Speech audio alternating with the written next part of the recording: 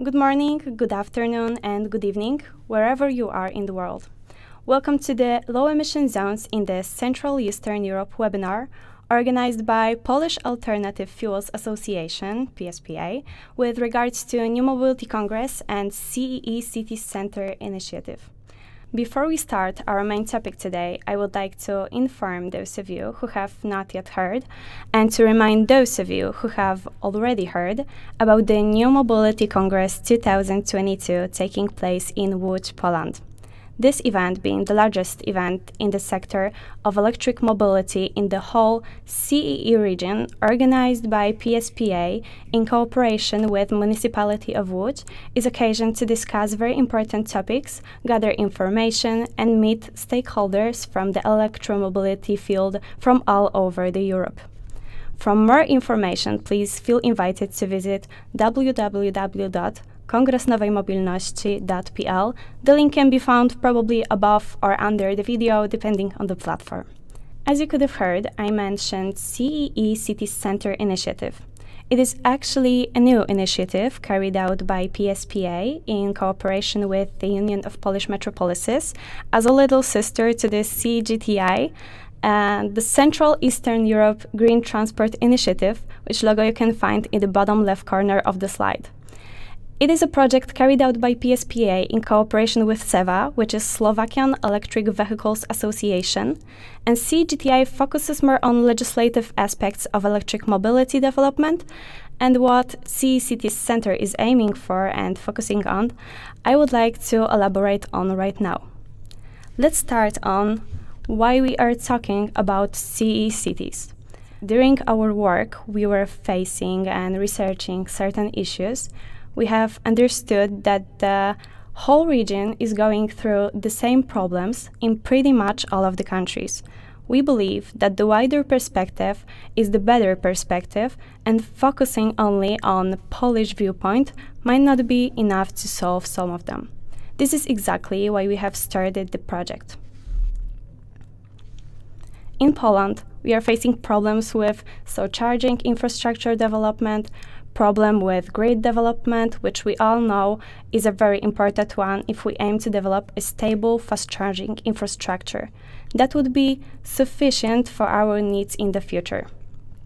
As we all know, the CEE region is a little bit behind when we talk about electric mobility and related fields of development.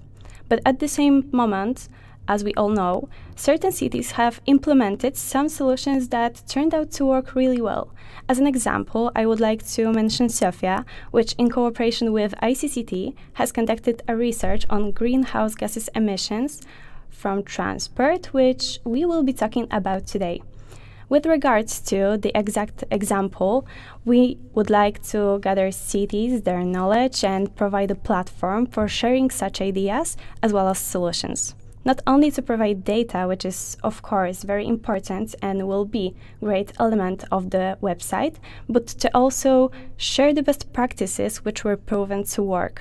We, as a PSPA, have organized an educational trip during which we have visited the low emission zones in Berlin in Germany, Antwerp in Belgium, Eindhoven and Rotterdam in Netherlands. During this trip, which lasted 5 days, we have gathered information which turned our thinking upside down, both about the low emission zones as well as solutions. If a 5-day trip and dialogue with 4 cities can provide as much information and knowledge as we have gathered, and tune our thinking in a completely different way, then a platform dedicated for knowledge, data, and solutions sharing can unimaginably change the way we are thinking about right now. At this point, we are coming back to what I have said already. As a region of similar problems, we believe that we can work on finding similar solutions which will turn our weaknesses into strengths and will allow us to create the growth of the technologies. More than that, as a Poland being the country with the largest market of electric vehicles, we want to blaze the trails and share all the knowledge we have already gathered on our end. For that matter, we aim to share everything we have learned and publish reports and guides The first guide will be the Low Emission Zones Implementation Guide, which premiere will take place during the New Mobility Congress on 12th of September this year. In addition, since transportation is responsible for nearly 1/3 of greenhouse gases emissions, with road transportation accounting for 70% of this figure, we will address the publication of news on the development of both the electric transportation sector and charging infrastructure, which play a key role in reducing the sector's emissions. The project is free of charge and, due to the distance, will be in the largest part carried out remotely. The data gathered will not be turned into income or any form of commercial cooperation. Now that we have spoken about ICCT Center, I would like to pass on to the Aleksander, which will give you an introduction on our guests. Thank you, Klaudia, for the presentation, and welcome to this part of the webinar. We'll be talking to our esteemed guests. I have the pleasure of speaking to Kaylin Lee, the Associate Researcher at the ICCT, Blanka Romanowska, the Director of the Department of Infrastructure and Environment at GZM, Jackie Lodovics, Policy Advisor for Smart and Green Mobility in the Municipality of Eindhoven, Marian Nietzsche, the Innovation Lifecycle Officer and Innovation Hub East for EIT Urban Mobility. Welcome, you all. It's a pleasure to have you and to be able to speak with you. I think I'll start with a more kind of helicopter view, and I'll turn to Marian, if I may. How do you, or how does EIT Urban Mobility perceive the process and challenges of implementing new mobility solutions, decarbonized transport solutions in EU cities?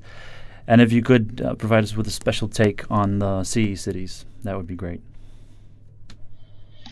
Yes, first of all, thank you for having me. It's a pleasure to be with you here and discuss this very important topic.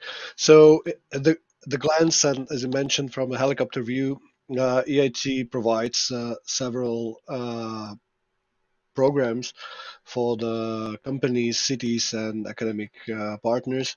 One of them, we are supporting directly startups that are focusing on the new mobility challenges, and also we have innovation programs where we support industry partners and cities to implement new innovation programs. So, and as you mentioned, so Central Eastern Europe generally is a region where urban mobility has still some lacking of the uptake from the new mobility programs and challenges. Unlike our partners in the other region of Europe, we're still lacking a little bit with the heritage of our past, and we still think that personal car transportation is a central part of our basic law, basically our basic rule. We meet it every day when we talk to the municipalities and we talk to the elected officials of municipalities. They hardly can pursue their voters that moving around the city within the car, person by person, is the best way. How to move around the city. So we have still these challenges. However, in EIT Urban Mobility, we have, as I mentioned, several programs. And just to cherry picking a few of them. So, for example, in Slovakia, the first city that was implementing the zero emission zone was city of Žilina, next to the Polish borders. And we are testing there our innovation program, where we are trying to offer charging for those electric vehicles that has no direct access to charging infrastructure. So there is a mobile charging project that we are testing in the city of Žilina. Then it will be tested also in a city of Braunschweig and in a third city in Western Europe. And also for the short project, for example, in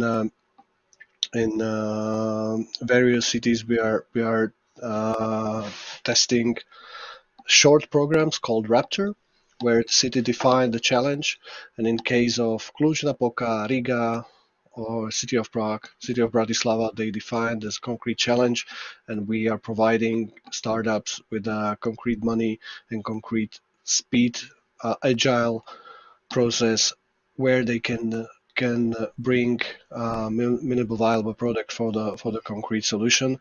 In case of some of the cities, this is also about the environment, about the quality of the air, about the reducing of the greenhouse gases within the urban transportation. I see. So, okay, so there are various ways in which cities are approaching this, and it's very good to hear that EIT Urban Mobility is supporting all these processes. And as you say, there's a lot of problems with awareness and with how these problems are being perceived by the city dwellers in the city. But we have with us Kaylin Lee, who represents the ICCT, and you conducted a study in Sofia, one of the cities in the sea that may be a pioneer in terms of a low-emission zone. And your study analyzed the NOx and PM emission benefits from introducing a low-emission zone in Sofia. What surprised you in the study? What was something you didn't expect? Can you tell us a little more about it, perhaps? Yeah, sure. Thanks for the invitation as well. So yeah, we looked at NOx and PM emissions from the fleet in Sofia, Bulgaria, through a remote sensing testing campaign. And then what really caught our eye was how big of a role dirty diesel cars play in polluting the air of Sofia. So we had previous studies in Paris, London, and Brussels and Western European cities that already showed that older diesel vehicles have real-world emissions that are multiple times the regulatory limits. That's outside the testing bed. But these diesel cars are predominant in Western European cities, so I was not aware of how much of an impact these older diesel cars have on emissions overall. And in Sofia, where there are as many old gasoline cars as old diesel cars, the difference in contribution to NOx and PM emissions was very striking to me. So, for example, the most high emitting diesel vehicle group is Euro 3. Those that are produced between 2001 and 2005. They are responsible for 22% of NOx emissions and 38% of PM emissions from total passenger car fleet, while making up only 11% of the vehicle activity in Sofia, Bulgaria. And then the equivalent gasoline vehicle group is responsible for only 4% of NOx emissions and 2% of PM emissions. So that difference between diesel and gasoline vehicles should be addressed in Sofia, Bulgaria. All right. I guess that also touches on the problem of ICE, or internal combustion engine vehicle leakage, which is a big problem, and the problem of the Central Eastern European region in general, where, for example, Poland, we import a lot of old vehicles from Western Northern EU states, and the average age of these imported vehicles is 14 years. In Czechia, I guess it nears on 16 from what I heard. And in Bulgaria, which you just described, it's between 18, 19 years for the last 2 years of records. So that shows a big problem. And a lot of these vehicles are diesel vehicles, sometimes retrofitted to LPG, actually, which is even worse from our point of view. And this brings us to Poland and to a very industrial area, KZM, I think a Polish pride. Blanka, if you could tell us what the key obstacles are, I think, apart from awareness and this ice leakage problem, to introduce LEZs in Poland, what the challenges are from your perspective. Hello, everybody. At first, thank you very much for the invitation. It's a great pleasure for me to be with you. In my opinion, what is the main difficulty to implementing the low emission zone in CE regions? So, to be honest, we have really lower GDP level than in other Western countries. So, because of this, a lot of people import old diesel cars from Eastern Europe countries. So we have a lot of old cars Yes, and people afraid about changing this situation. They are thinking that LEZ tool is only for more rich people. And in my opinion, the crucial problem is that we have really problem with low emission in Poland comes from burning fossil fuels in residential house. So more than 90% of benzoyl apparent comes from this emission, and to be honest, more than 50% PM10. So this is our main problem. We are thinking and we are doing a lot to fight the low emission comes from burning fossil fuels, as I said. So the energy mix and the energy generation, heat generation, is a big problem, and what we call the low emission in Poland is a very severe challenge, resulting in smog. As we know, 30 of the 100 most polluted cities in the EU are actually located in Poland, and Poland is amongst the fourth in terms of the worst air quality in the EU. But if we're talking about challenges, we can also talk about the characteristics that determine efficiency. Now, I myself have actually visited Eindhoven, and Blanca, you were with us as well, and it was a very interesting meeting. Jackie, could you tell us, please, from Eindhoven, what exact characteristics, what tools ensure the efficiency of your solution? Yes, thank you. First of all, a lot of thanks for the invitation. To understand a bit more, Eindhoven is one of the cities in the Netherlands, which is one of the three main economic main port regions, with about 500,000 people in the urban area, fastly growing and known for high tech and design. And we have an environmental zone since 2007, which was gradually expanded during the last 15 years. At this moment, we have an environmental zone for trucks and for buses for minimal Euro 6. And we have plans for 2025 to introduce a zero emission zone for all trucks and delivery vehicles and buses. And on the horizon, we've set 2030 for having a full zero emission zone in our city. And I think what characterizes the effectiveness, well, I think it's all about the long term. We've had a step-by-step approach. As I've said, we've started already in 2007.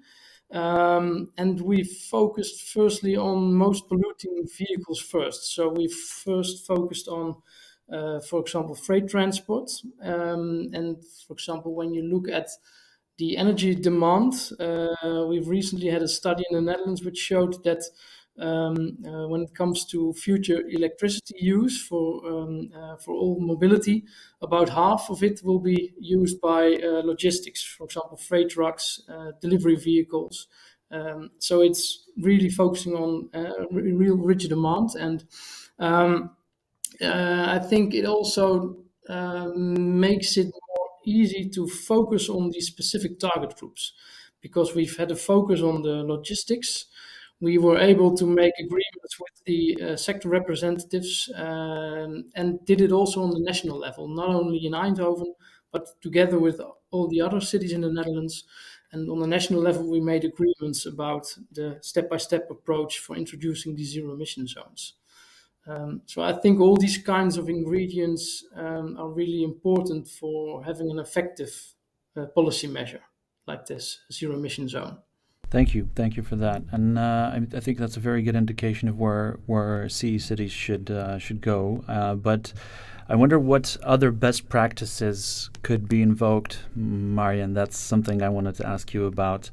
That CE cities could base their strategies to dynamize this process. Thank you. Just quick reaction for those numbers that you mentioned about the vehicle age and about what we just heard on a best practices from Eindhoven. When we look at the last mile deliveries and the light commercial vehicles, I think that the numbers or the age of the vehicles are even higher than the general statistics of the vehicles. Plus, we know that especially during the winter time, you just move less than 1 kilometer and you stop dropping the deliveries in a very short distances, and you keep the engine on. So I think that one of the focus with the urban logistics, which is one of our challenge areas that was defined by our city partners within the EIT urban mobility community, is really the focus on like innovation within the logistics, and especially in the last mile logistics, where decarbonization of this particular item might play a significant role to lower the greenhouse emissions in the city centers. And also, so when you ask about the concrete solutions, yeah, I mean there are various programs that I mentioned that our cities can be or even new cities can be part of, and so we have some direct programs where we can support this with a significant midterm funding. But also what we are looking at is the long-term strategies where this kind of projects can bring some new revenues and bring some win-win situation for the logistics company and for the cities and for us as the citizens. So this is our big aim, and we have some successes. You can take a look at our webpage where the swappable batteries, for example, for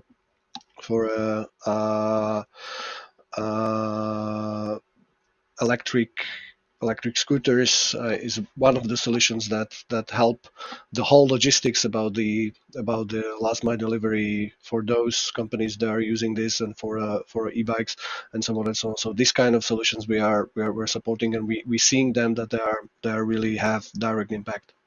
I see. So there is a lot to do with the type of transport and approaching modality of transport in cities. I was wondering if again, this is a question for Kaylin Lee from the ICCT. What other differences could you maybe suggest between, from your experience, the other studies and analysis that you have made between Western countries, cities, and the sea, basing, of course, on your experiences from Sofia? So as you already mentioned, Aleksander, so the age of cars in Sofia, Bulgaria, I think is the main difference between, at least in Sofia and other Western European countries that we've conducted our studies on.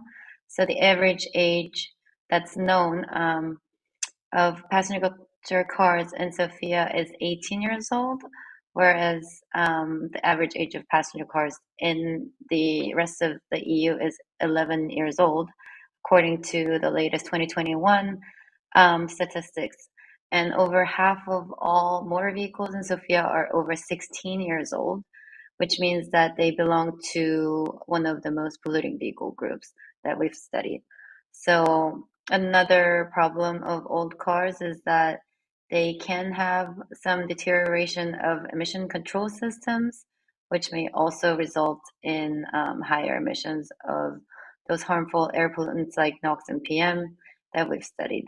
So to clean up the fleet, I think Sofia and other CE region cities should prioritize addressing emissions from these old vehicles, especially the diesel ones. I see. Did your study analyze the LPG vehicles at all, or is it mostly diesel that you detected were a majority? Or you don't have this data? So in Sofia, we didn't have data for LPG conversions, but yeah, we're aware that there are LPG conversions that emit more of those harmful air pollutants, but they were not available through the data that we had. I see. That's actually all very interesting, and it's actually interesting to see how Eindhoven is addressing this last mile solutions and heavy transport as an important issue. Blanka, could you tell us what the key factors are in your thinking that will affect the success of an LEZ or LEZs in GZM?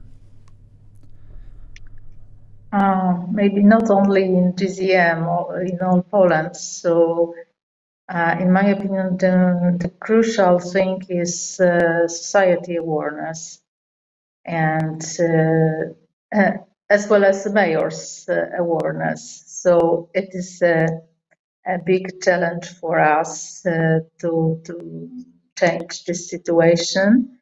So I think that we have to build leaders groups. So we need strong groups of people in every city which is determined and want to do this, to implement low emission zones in each city. Other thing is to have good tailored national law. So many years we have really bad law in this area. Situation was changed just from last year. There is but it isn't ideal, of course. So, for example, we have a sticker system in this national law. In our opinion, in GZM, it isn't the best solution. So, it could be good to change it to remote sensing to identify cars. And the other thing is a good regional law too. So we have to have some information, some rules in air quality regional air quality plans to implement low emission zones in cities in each region. So this information, this rule is only in Małopolska region air quality plan. It isn't enough, of course. So one hand is awareness, the other is good law. And what do you think the role of proper communication is in this process as well? Of course. So communication between people which prepare this national law, between regional law, of course, and self-government. So yes, it is crucial thing to implement low emission zones in Poland. Because I guess the awareness also is the problem, especially in Poland, but I guess the entire CE, that there is this concept that when we introduce a low emission zone, it will happen overnight, and it will be in its most radical form of excluding all forms of emittent or polluting powertrains, whereas as you mentioned, the law that was implemented actually on a very symbolic date of the 24th of December last year, the amendment of the law on electromobility, implemented a kind of phase concept where that would be a gradual process of becoming polluting and ice-free zone. And educating and raising this awareness by communication to the wider public, I think, is crucial. I would fully agree, and we are involved in this process mutually, so of course we're aligned. But I was going to ask Jackie, in Eindhoven, did it play a big role to raise the awareness of the residents and to communicate and kind of educate them and why that's important, how it will be implemented, so they were aware or they were even a part of the process? How did it look for you guys? Yes, I think, of course, that is one of the key elements. Of course, I have to mention that at this moment we don't have a private car environmental zone or zero emission zone in Eindhoven. It only starts from 2025, and in 2030 we will implement it fully. But when I take a look at the target groups, the logistics companies, I think what's really important is that it's a gradual process. For example, we've talked with the sector representatives, and they've said we need a far ahead announcements. For example, minimal 4 years before introducing an environmental zone or a zero emission zone, we need to know so we can prepare ourselves for that. And the gradual implementation should be a realistic time frame. And on the other hand, we work with, for example, exemptions, that it's possible for companies, for example, who don't have the financial possibilities to invest in new vehicles, that they can have an exemption. And that's all these kinds of ingredients are crucial to have enough support. And of course, if there is not enough support in society, then we cannot succeed in introducing the environmental zone. Then in politics, it will be taken over. So, and I think one other issue when I take a look at the residents, I think one of the big issues is the discussion, which is, I think, quite reasonable, is that when you take a look at this moment at introducing electrical vehicles, it's all about income. It's higher incomes have more possibilities to invest in an electrical vehicle. So it's about creating a gap between high and low income vehicles. And that's, of course, one of the key elements also for our political steering from a municipality, that we minimize this gap. It's really important for us. So I think that's for the next years will be one of our key focus points, that we have to explain really well and really have a close look at what are the effects on society. And when the effect is too big, we have to take gradual steps instead of forcing and forcing from above. I see, and Blanca mentioned this kind of interconnection and cooperation necessity between local governments and the central administration. In terms of Eindhoven, just coming back, just on one short note, how does the cooperation look in this? Is there any kind of state-generated inertia to introduce low-emission zones, environmental zones in cities? Is Eindhoven on its own in implementing this? How does this cooperation look? No, I think we aren't on our own, and I think that's really important, because it started in 2007. A lot of cities were doing it by themselves, and it was, what you could say, quite some sort of a mess, because every city was doing its own. For example, traffic signs were different. It was not clear for the road user what was happening. So then at the moment we said we have to do it more in a sort harmonized way. So we started working together with the national government, with the cities who had the environmental zones, and I think that is kind of crucial, because it contributes to the understanding for the road users that in every city it works on the sort of same way. It also creates some sort of support. We are not alone in this. We are together with all the other cities. So if there is discussion, we can fall back on that. And of course, it's all about collaborating with each other. For example, the national governments working, but also working efficient together on communications, on legal aspects, and also about talking with the national sector representatives is more efficient when you do it as the cities and as a nation as a whole, instead of every city apart from it. And one other aspect that we are preparing to work together on is sort of national exemptions. At this moment, we all have our own individual city exemptions, and we are working on making them national. So it's more easy for example, a logistics company, that they ask at one place for an exemption, and that it's possible to use it in every city in the Netherlands. So to sum it up, I think it's really important that you work together. I see. That's exactly what we're trying to promote here in Poland. And I guess the interaction between the central law and now the regulations of particular municipalities may have this kind of effect. Marianne, I wanted to ask, because EIT Urban Mobilities, of course, supports municipal activities in this regard and various projects related to this.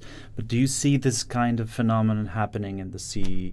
Do you see this kind of cooperation between the EU kind of direction of policy, which is towards decarbonization and climate neutrality, between national policies and cities. Is that connected, or is somehow all this happening on its own, per your observations?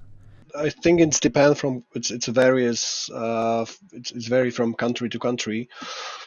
In one case, you have pressure from the central government, mostly from the Department of Environment, and they're competing with the Department of Transportation, where they have a little bit different stakeholders and partners, and so they must be a kind of like firstly coherence and clear direction from the central government, which in one case, for example, here in Czech Republic, it's happening right now with the government, with the new government.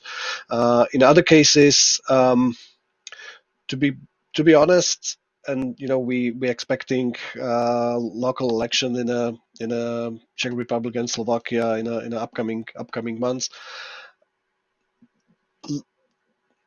The emissions aren't the top priority for the voters nor for the elected officials then. So it's a kind of, when I was talking about the pressure from the people, it's really with the situation that we have right now, and with the anxiety about the energy crisis. I'm not sure if this gonna be the right time for the pressure groups to raise this issue up. On the other side, I must say that the innovation that is driven by the companies are, so we have it from both sides. There are definitely pressure groups who are raising up this topic, and also from the side of the innovative startups, or bigger company that came up from really the startup environment, like the biggest supplier of the electric goods in Central Eastern Europe. They are basically building their own fleets of electric light commercial vehicles. Unfortunately, they approach the manufacturer from Asia, because the OEMs, European OEMs, basically are not covering this segment yet. And also we see, for example, from Hungary, that the company that owns a big chain of the gas stations, they have their own fleet of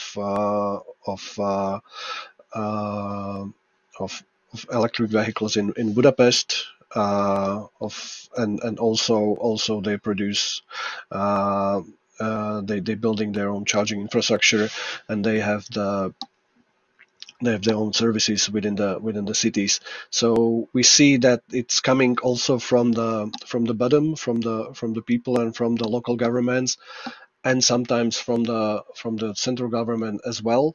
But we see that the companies, especially the international one, and then the local startups are taking this issue seriously, and they are front runners in many cases. I see. That's very interesting, and we see that in Poland. Definitely, cities are leading the process, and it's very interesting. The discussion could go on. There is so much to do, and I mean, low emission zones are a priority, but in general, new mobility and decarbonizing the transport in cities, and changing the modality of transport, and raising awareness that there are various other ways to reach the destination for all city dwellers are possible and are available.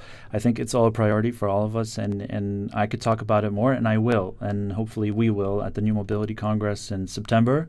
I hope that I will see all of you, not most of you there, in Łódź, also a Polish city which is also working on policies towards decarbonizing transport as well.